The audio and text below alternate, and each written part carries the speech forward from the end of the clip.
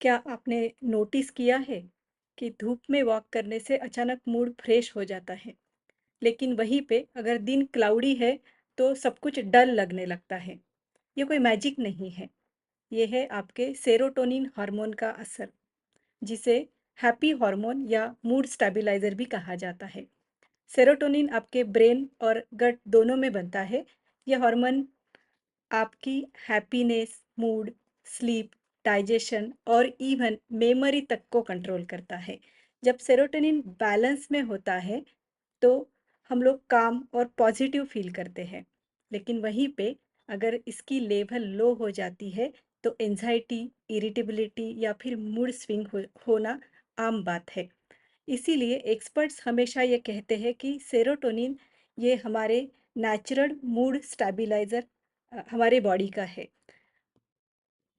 अगर सोचिए कि कोई स्टूडेंट है जो एग्ज़ाम की तैयारी कर रहा है, अगर उसका सेरोटोनिन बैलेंस में है तो वो बहुत फोकस्ड और पॉजिटिव रहेगा। लेकिन अगर सेरोटोनिन लो है, तो वो छोटी सी बात से डिस्ट्रैक्शन होगा या फिर फ्रस्ट्रेटेड या बेचैन महसूस करने लगेगा। जब आप सुबह सनलाइट में वॉक करते हो और वो हल्की सी गर्माहट को फील करते हो, उसे महसूस करते हो, वही मोमेंट सेरोटोनिन को बूस्ट करता है और आपको नेचुरली खुश रखने के लिए हेल्प करता है। अब जब इसकी बात हम लोग कर रहे हैं, हम में से बहुत सारे लोगों के मन में शायद ये सवाल आ रहा होगा कि ये इतना इम्पोर्टेंट हार्मोन अगर हमारे लिए है, तो इसके लिए कोई ऐसी नेचुरल बातें भी होंगी जो इसको बूस्ट करती होगी। यस दोस्तों, आप एकदम सही सोच रहे हो। तो अगर हमें नेचुरल तरीके से इसको बूस्ट करना है, तो हमने 10 से 15 मिनट हर दिन सनलाइट एक्सपोजर हमारे बॉडी को देना बहुत ज़रूरी होता है। सनलाइट हमारे बॉडी के लिए सबसे बेस्ट सेरोटोनिन प्रोडक्शन करने के लिए काम में आता है।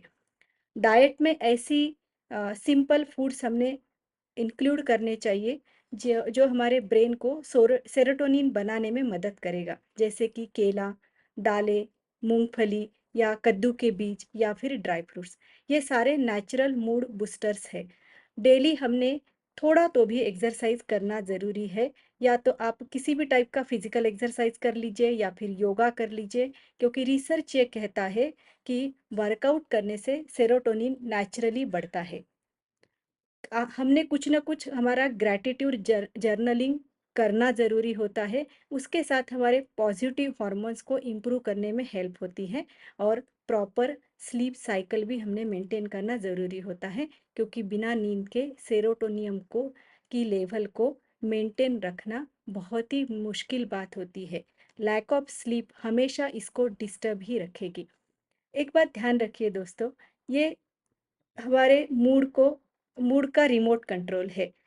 अगर इसको बैलेंस करना है, तो इसको बैलेंस करेंगे तो ही हम हमारी ज़िंदगी को बैलेंस कर सकते हैं। अगर सेरोटोनिन इम्बैलेंस हो गया, तो बहुत सारी छोटी-छोटी चीज़ें हैं जो हमें डिस्टर्ब करेगी या जो हमें भारी लगने लगेगी।